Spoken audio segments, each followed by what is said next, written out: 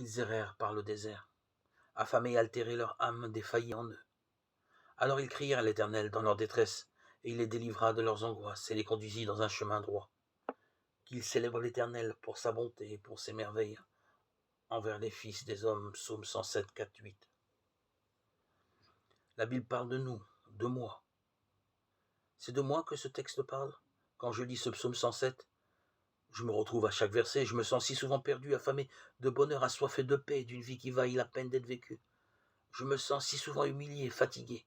Il m'est même arrivé d'être brisé par un malheur, dans la détresse désorienté, de chanceler comme si j'avais bu, d'avoir l'impression d'être sur une mer démontée, sans plus aucune solution pour survivre. Or, la Bible l'affirme. Ces expériences sont arrivées à d'autres avant moi.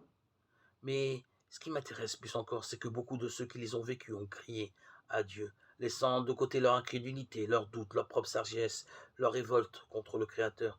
Comme en désespoir de cause, ils ont crié, parce qu'ils ne savaient plus quoi faire, parce qu'ils n'avaient plus rien à perdre, prêts à tout accepter pour en sortir.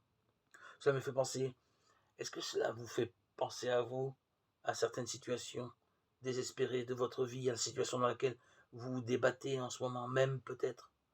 Dieu veut vous répondre, non pas en faisant tout ce dont vous rêvez, mais en vous conduisant dans un chemin droit, le seul qui soit le bon. Il vous montre le Sauveur qu'il vous a donné, Jésus-Christ. Il vous invite à reconnaître devant lui que vous vous êtes fourvoyé, que vous avez maintenant besoin de son pardon, de son aide. Il vous invite à lui faire confiance. La suite du texte biblique nous montre qu'en criant à Dieu avec foi, on voit les merveilles de son amour.